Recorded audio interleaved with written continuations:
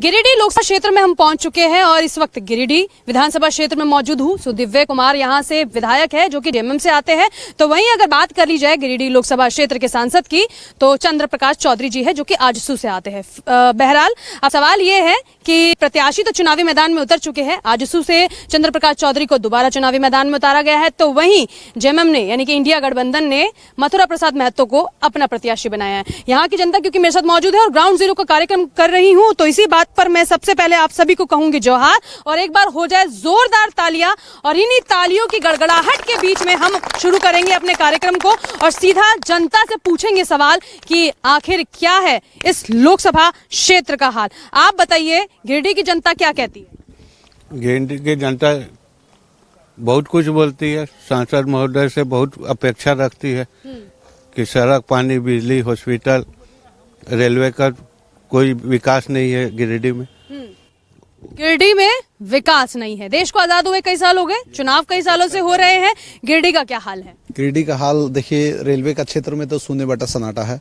और रहा बात शिक्षा का, तो शिक्षा में भी यहाँ जितने भी लोग हैं सर्वविदित है ये चीज़ कि आज गिरिडीह इतना बड़ा जिला है और अपनी यूनिवर्सिटी यहाँ पे नहीं है। और बिजली का भी वही हाल है, 16 घंटा 18 घंटा से ज़्यादा नहीं, मैक्स है ये। और पानी का भी मोटा मोटी आप समझिए कि जीरो लेवल पे चल रहे हैं हम लोग, किसी तरह खींच तान के चल रहे हैं। हमें ऐसा लगता है कि जैसे दिल्ली हमारी बात पहुंचाने वाले सांसद महोदय हैं, वो हमारी बात नहीं पहुंचा सक रहे, वो जनता की अपेक्षा नहीं समझ सक रहे हैं, या फिर वो करना नहीं चाह रहे हैं, ये तो वही बता सकते हैं। अच्छा बात बताइए, बिजली, पानी वो ऐसी जरूरतें हैं जिसका होना तो बहुत ज्यादा जरूरी है।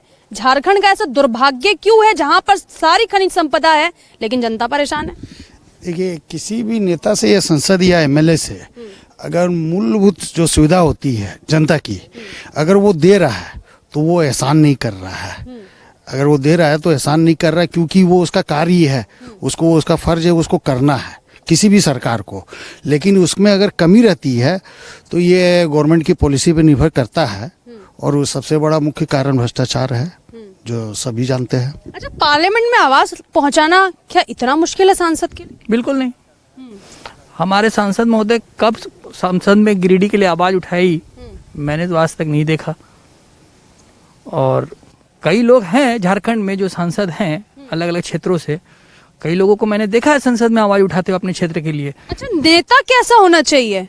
बुलंद होना चाहिए, दबंग होना चाहिए, कैसा नेता चाहिए? हमारे बगल में जो नेता है निशिकांत दुबे, वैसा नेता होना चाहिए जो अपना क्षेत्र के लिए इतना विकास किया है। वहाँ पे बढ़िया हॉस्पिटल आ गया, एम्स भी आ गया, एयरपोर्ट भी आ गया, और अपना देवघर है वगैरह, जाके देखे क्या विकास हो रखा है वहाँ पे। और वही बगल में 50 किलोमीटर में गिरिडीह है, कुछ भी विकास नहीं है यहाँ पे। चलिए, किलोमीटर को नापने लगेंगे तो धनबाद भी ज्यादा दूर नहीं है। कोयलों की खदानों का क्षेत्र है, वहां पर भी जनता परेशान है, रोजगार नहीं है। हम तो खड़े हैं पहाड़ों के बीच में, यहाँ पर्यटक की दृष्टि से आप कह रहे रोजगार नहीं है। यहाँ तो झारखंड है, पर्यटक स्थल तो बहुत बढ़िया बढ़िया, गिरिडीह में भी पारसनाथ हिल स्टेशन है। बट वो मुद्दा ये है ना कि युवा को रोजगार सही से मिल नहीं पा रहा। सबसे मेन रीज़न ये है कि शिक्षा जो है ना, वो जो गरीब है वो लोग पढ़ नहीं पा रहे हैं और आगे जाने के लिए पैसा चाहिए, और पैसा गरीबों के पास है नहीं। और जिनके पास पैसा है वो तो बाहर जाके अपना शिक्षा ले रहे हैं, लेकिन यहाँ के गरीब व्यक्ति के पास पैसे नहीं रहने के कारण शिक्षा नहीं हो पा रहा है। शिक्षा नहीं हो रहा है तो उनके पास बढ़िया क्वालिफिकेशन नहीं है जिसके थ्रू से वो बढ़िया नौकरी ले सके।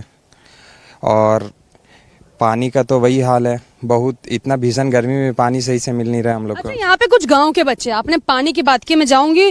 ग्राउंड जीरो कम से कम एक बात तो अच्छी करता है कि हमें जनता के बीच पहुंचा देता है और जनता से हम पूछ लेते हैं कि आपके सांसद को आप जानते हैं, सांसद जी की मुंह दिखाई हुई है या नहीं, या फिर सांसद जी क्षेत्र में आने से पहले पूछते हैं कि हम आपके हैं कौन। चलिए, आप गाँव से? जी बोलिए। आप मुझे बताइए, पानी की अगर मैं कंडीशन पूछूं तो कैसी है वहाँ पे? पानी की कंडीशन जैसे पूछा जाए तो बिल्कुल डल है। अच्छा, आपके घर में मम्मियाँ भी होगी, बहनें भी होंगी, मटका सर पर रख के पानी लाती है या फिर पास में कोई नदी है वहाँ से भरकर लाती है, या फिर कुछ नलके वलके भी लगे हैं? नल के कारण आता पानी, लेकिन हफ्ता में 2-3 दिन बंद ही रहता पानी। हाँ सही बात है। सही बात है। मम्मी की मदद करते हो या अकेले भेज देते हो? मम्मी की मदद करते हैं, टंकी यहाँ से पानी लाते हैं। अच्छा, कितने साल हो गए सर पे पानी ढोते ढोते? 10 से 12 साल हो गए होंगे। 10 से 12 साल हो गए। कहते हैं कि एक पल में दुनिया बदल जाती है, यहाँ तो एक दशक हो गया। बताइए, दुर्भाग्य है झारखंड का, जहां अभी तक पानी की व्यवस्था नहीं हुई, बिजली की व्यवस्था नहीं हुई। ये रतन गर्भा कहा जाता है जहां पर मैं मौजूद हूँ। झारखंड यानी जल जंगल जमीन का वो क्षेत्र जो अपने आप में ही सब कुछ है। जिनके पास तो साक्षात प्रकृति हो, उनको किस चीज की जरूरत है? जरूरत बहुत चीज है, जैसे कि हर चीज का जरूरत अपने आप तो पूरा नहीं कर सकते ना। जैसे कि अगर नेता लोग है तो वो लोग तो करना चाहिए कुछ। तो सब तो ज्यादातर हमको लगता है करप्ट ही नेता है। अच्छा, हाँ, आपने स्टैंप लगा दिया कि भ्रष्ट है नेता? एकदम सारा नेता भ्रष्ट है। हम लोग तो देखे जब से आए गिरिडीह में और रह रहे झगड़ी में, तब तो देखते कि कुछ हो नहीं रहा। जैसे कि पानी, बिजली, घर, कुछ भी। पढ़ाई किए हैं? कुछ किए क्या किए हैं? बीए किए। कर क्या रहे हैं अभी? बस वही पुट्टी वाला काम कर रहे हैं और कुछ जॉब का तैयारी करते हैं तो फिर सारा कागज रिजेक्ट हो जाता है। कभी हाइट में छटा जाते हैं तो कभी कोई चीज में मतलब निकालिए जाते हैं। और हम तो चाहते हैं पढ़े लिखे होने से कोई फायदा है नहीं। अच्छा, क्या थोड़ा करें, तैयारी व्यारी किए हैं? कुछ करते हैं लेकिन क्या करें, पैसा का मजबूरी है इसीलिए नहीं कर पा रहे हैं। शिक्षा लिए अच्छे से, प्रॉपर पढ़ाई कर पाए? लिए हैं लेकिन पैसा की वजह से नहीं आगे हो। चलिए, योग्यता भी जरूरी है आगे बढ़ने के लिए। अगर योग्यता में कमी हो तो हर जो मुद्दा है वो सरकार पर नहीं मढ़ा जा सकता है। भैया आगे आइए ना, वोट देते हैं?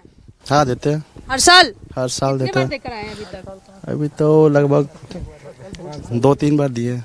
हर साल वोट देते हैं? नहीं, जब वोट देने का समय होता है तब तक देते हैं। अरे बहुत गमगीन माहौल हो गया था, थोड़ा हंसाने के लिए माहौल बदला मैंने, ये जानने के लिए कि आप सो रहे हैं या फिर जाग रहे हैं। आप बताइए मुझे, सांसद जी को देखे? नहीं देखे। सांसद जी को जानते हैं कौन है? नहीं जानते। प्रधानमंत्री कौन है? नरेंद्र मोदी। सांसद जी नहीं जानते? नहीं जानते। पिछली बार जब वोट देकर आए थे 19 में, तो वोट देकर आए थे ना? आए थे, सब इतने जानते, सिर्फ बीजेपी को वोट देना है और किसी को नहीं देना है। आज सुखी खड़े हैं लीडर। बस चलिए, बस में ही सब कुछ खत्म हो जाता है। बहुत कंफ्यूजन हो जाती है कई बार सवाल पूछते पूछते। अरे आइए तो सही, नेताजी की मुंह दिखाई नहीं हो रही, जनता परेशान है, आप पीछे की तरफ जा रहे हैं। अच्छा आप बताइए, क्या हाल है गिरिडीह का? बहुत अच्छा हाल है। यहाँ वाले लोग कह रहे हैं कुछ भी ठीक नहीं है। देखिए, शहर बहुत बड़ा है। शहर में आबादी है हम लोग के 5 लाख।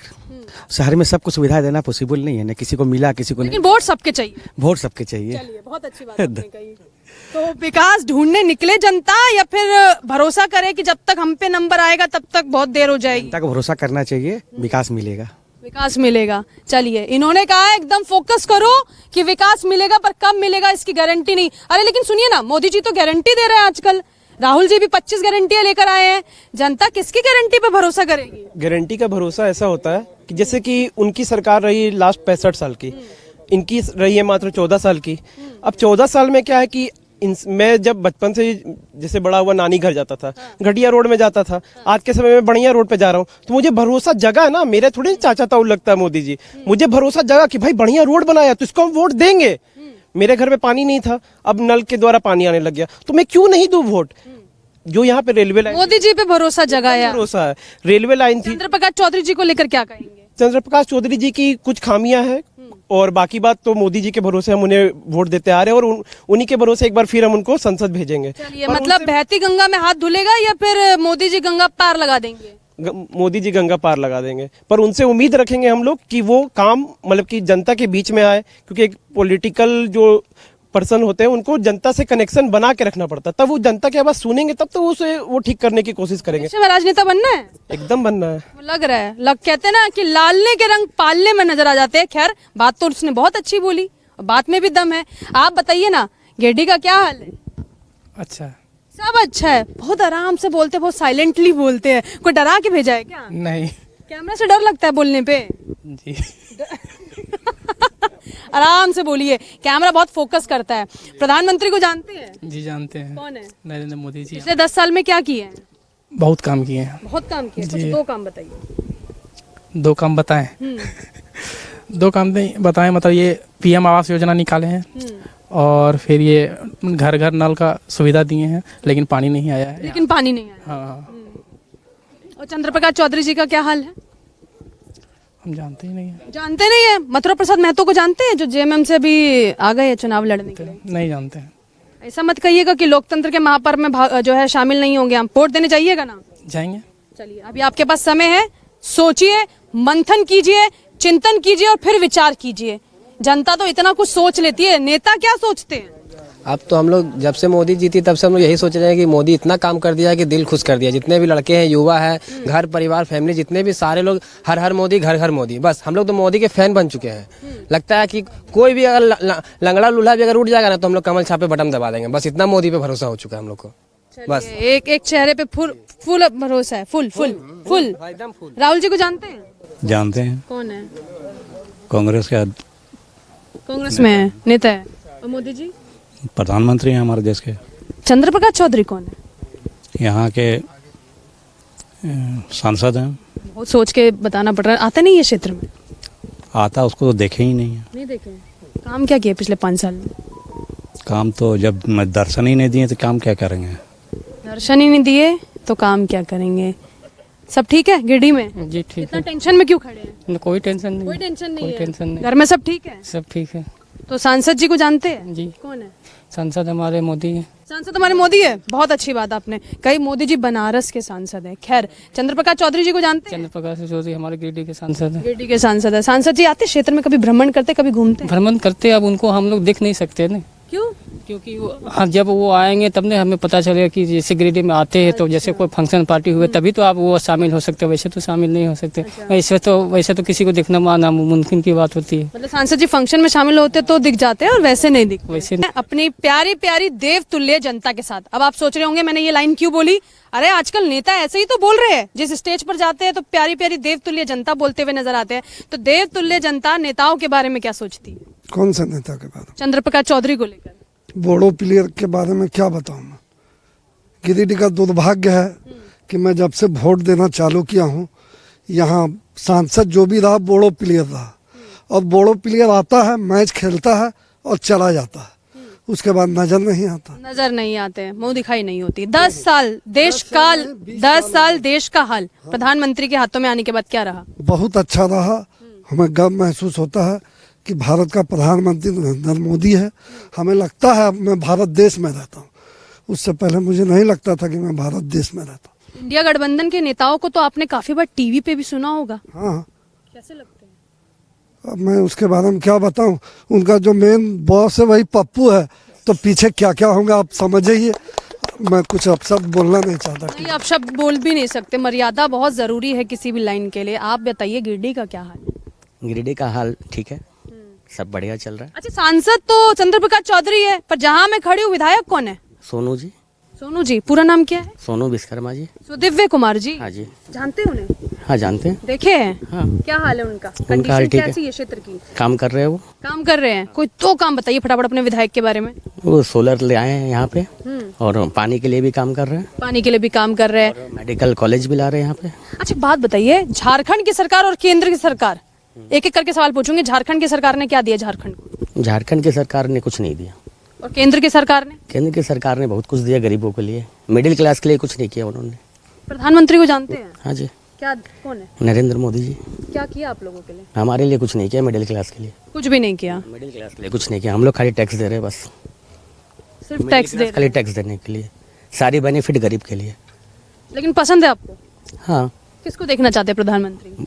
ऑब्वियस है मोदी जी को। ये बात तो आपने बहुत कॉन्फिडेंस से बोली कि ऑब्वियस है, लेकिन नाराजगी है। नाराजगी है कि मिडिल क्लास के लिए वो कुछ नहीं कर रहे। कुछ सोचना चाहिए मिडिल क्लास के लिए भी उनको। अच्छा, एक समझ नहीं आती बात कि खाई जो है, चाहे गरीबी की हो अमीरी की हो, हमेशा गहरी होती जाती है। कभी ये चीज़ बैलेंस पे क्यों नहीं आती? बैलेंस होगा कब? यहाँ भी 3 तबका है, एक ऊपर जो बड़े लोग हैं, एक हम लोग मीडियम, तो एक गरीब। सरकार या तो ऊपर वाले की सोचती है या कभी नीचे वाले की सोचती है, बीच वाले की कभी सोचती ही नहीं है। प्रधानमंत्री फिर क्यों कहते हैं कि आखिरी पंक्ति में खड़े व्यक्ति के बारे में सोचता हूँ? वो आखिरी के बारे में सोच रहे हैं और ऊपर वाले के बारे में सोच रहे हैं, मीडियम क्लास के बारे में कहाँ कुछ सोच। लेकिन ये जो बिचौलियों की भूमिका होती है, ये जो कहा जाता है कि कुछ योजनाएं आ रही है और तमाम वर्गों तक जानी है, वो योजनाएं पहुंच नहीं पाती क्या? पहले बात तो गिरिडीह में कुछ योजना आई ही नहीं है। कुछ बड़ी योजना आए तब तो बोले कि पहुंचेगी। तो सांसद जी ने कुछ भी नहीं किया? बनाए होंगे नली गली, कुछ कहीं बनाए होंगे, कहीं सड़क किनारे बनवाए होंगे, लेकिन वैसा कोई प्रोजेक्ट नहीं लेके आए ना। अच्छा, जैसे आज गोड्डा में देख लीजिए, गोड्डा स्टेशन बना, देवघर पे एक नया स्टेशन बना, वहाँ पावर प्लांट लग रहा है, बगल में एम्स आया है तो गुड्डा सांसद लाए ना, गिरिडीह में क्या हुआ, एक सदर हॉस्पिटल है, उसमें भी अगर मरीज रहेगा ना वेंटिलेटर में तो मर जाएगा। अच्छा, बुखार होता तो कहाँ जाते हैं? प्राइवेट हॉस्पिटल में चले जाते हैं। और थोड़ा ज्यादा बीमार हो जाते हैं तो फिर कहाँ पहुँचते हैं? बगल में दुर्गापुर। और जब हालत बिल्कुल ही खराब हो जाए तो बस फिर शमशान घाट। कैमरा फोकस कीजिए भाई, पब्लिक है और पब्लिक का ओपिनियन है, और जब पब्लिक ओपिनियन देती है तो माफ कीजिएगा नेताओं को नहीं बख्शती है। अभी पब्लिक अग्नि परीक्षा ले रही है नेताओं की। अग्नि परीक्षा में कौन पास होते नजर आ रहा है? नेता ही पास होंगे। हाँ, पब्लिक हमेशा हारती है। बहुत गहरी बात बोली, इस पर भी तालियां बजाई जानी चाहिए कि पब्लिक हमेशा हारती है। अच्छा, नेता वोट मांगने आते हैं तो कैसे मांगने आते हैं? वोट मांगने आते कहाँ हैं? इधर तो कहीं दिखे नहीं। हम लोग वोट देने जाते हैं उनकी भावनाओं से, उनकी विचारधारा से प्रेरित होकर। लेकिन क्या है, जब विचारधारा अपने ऊपर लागू नहीं होती है ना तो तकलीफ होती है। आज चंद्र प्रकाश चौधरी जी के साथ भी यही हो रहा है। और दूसरी बात, केंद्र सरकार के बारे में आप पूछेंगे तो मोदी जी कह रहे हैं विकास हो रहा, विकास हो रहा, नाप शनाप विकास हो रहा है। तो फिर 80 करोड़ बट क्यों रहे? ये जो 80 करोड़ को फ्री राशन 2029 तक के लिए अनाउंस किया गया है, फिर विकास किसका हो रहा? ये बात जनता को जानने का हक है कि क्या हम, जो जनता 80 करोड़ है, वो क्या सब दिन 5 किलो राशन की लाइन में रहेगी या कभी शिक्षित होकर इंटरव्यू की लाइन में भी रहेगी? किस लाइन में रखना चाहते हैं आप देश को? आप जो पैसा 80 करोड़ आदमी को दे रहे हैं, आप निश्चित तौर पे दीजिए, देना भी चाहिए। जो जरूरतमंद है उनको 1 का 2 दीजिए।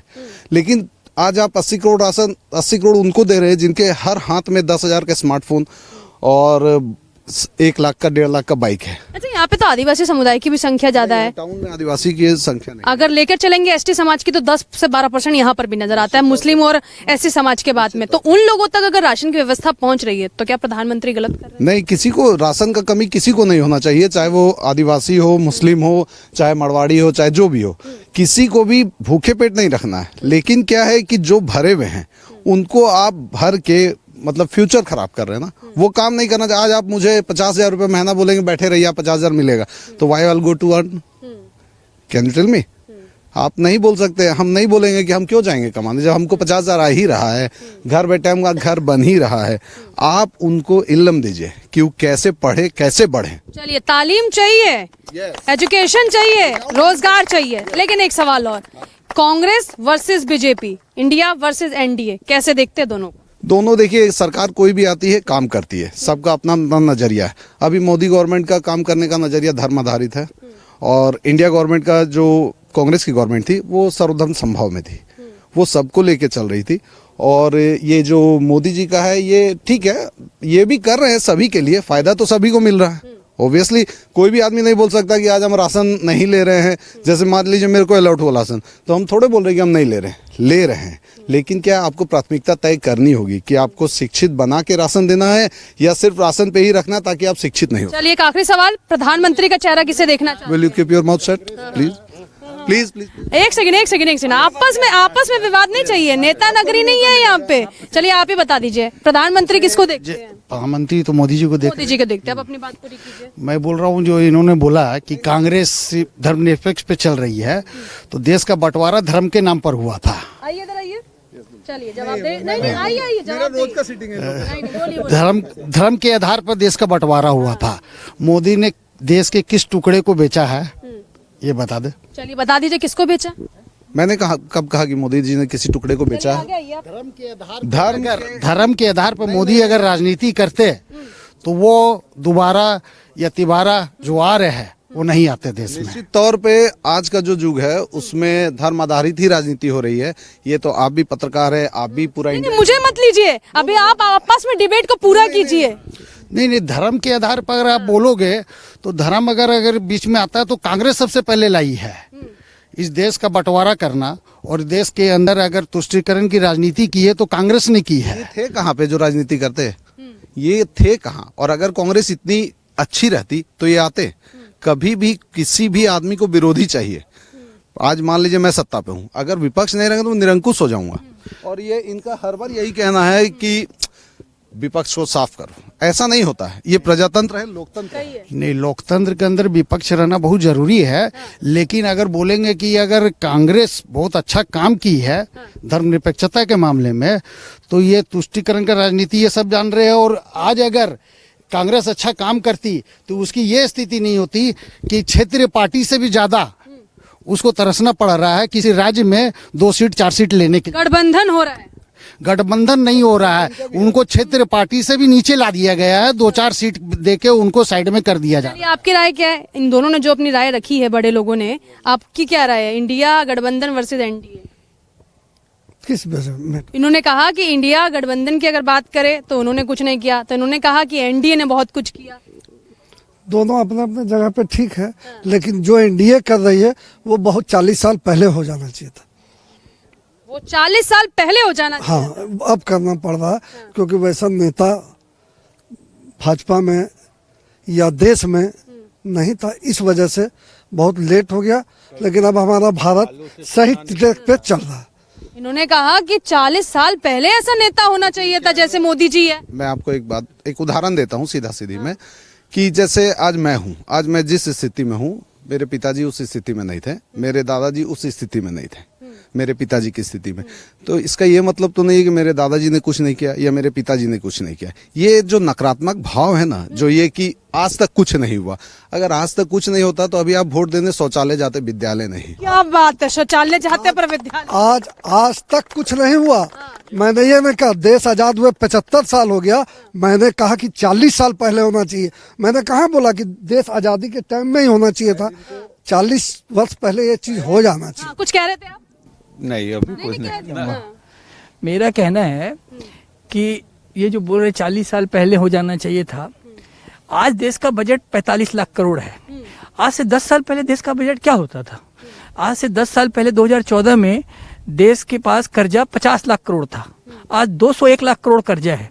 तो सरकार काम कर रही है, लेकिन सरकार का रेवेन्यू भी बढ़ा है और सरकार ने कर्ज भी बढ़ाया है। तो ये जो भी सरकार है, ये अपने सक्षम अनुसार, जितनी क्षमता के अनुसार सबने काम किया है, लेकिन मोदी जी का काम करने का क्षमता और सब सरकारों के अधिक है, और सब सरकारों से अधिक। इसको सकारात्मक में ले या नकारात्मक ही लेना चाहिए, क्योंकि देखिए शॉर्ट टर्म में 10 साल में अगर तुलनात्मक आप देखेंगे पिछले 10 साल मतलब यूपीए के और 10 साल एनडीए के, तो आप देखेंगे कि दोनों में काफी अंतर। राहुल जी कैसे नेता? राहुल जी भी नेता अच्छे हैं, लेकिन लोगों ने एक परसेप्शन उनके प्रति क्रिएट कर दिया है कि वो मतलब नहीं जानकार नहीं है, लेकिन कभी उनको मौका नहीं मिला है। अच्छा, और मौका मिलेगा तो बाजी पलट देंगे। अब मौका देखिए मिलने का चांस तो अभी नहीं लग रहा है। अब देखिए 2029 तक। फटाफट आप लोगों के पास आ रही, जल्दी से बता दीजिए, देश का अगला प्रधानमंत्री किसे देखना चाहते हैं? मैं तो राहुल गांधी को देखना चाहता हूँ। आप राहुल गांधी को देखना चाहते हैं? राहुल गांधी को देखना चाहते हैं। नरेंद्र मोदी को। जब तक जिंदा है तब तक नरेंद्र मोदी को देखना चाहता है। जब तक जिंदा है तब तक देखना चाहते हैं। प्रधानमंत्री किसको देखना चाहते हैं? राहुल गांधी को। राहुल जी को जानते हो? हाँ। कौन है? कांग्रेस के नेता। कांग्रेस के नेता है, टीवी पे भाषण सुने हो? हाँ। झारखंड आए थे, पता है? झारखंड में नहीं मालूम।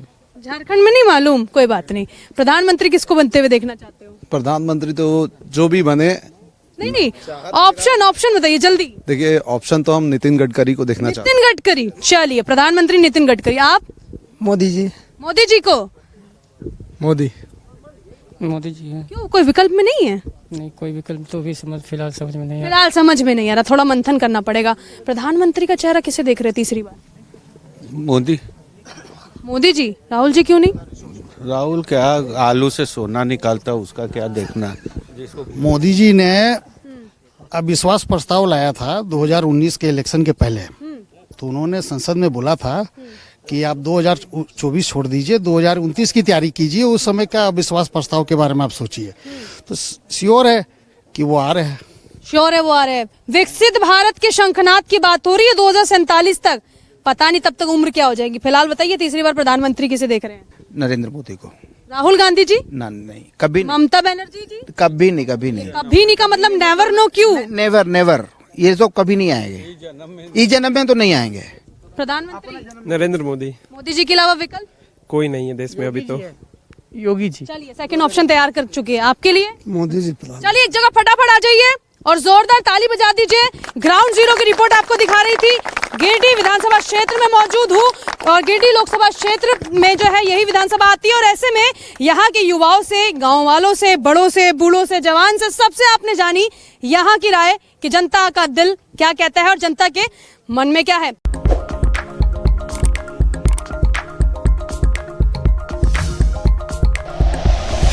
Like and share videos, subscribe करें हमारा चैनल और प्रेस करें बेल आइकॉन। न्यूज़ 11 भारत, सच है तो दिखेगा।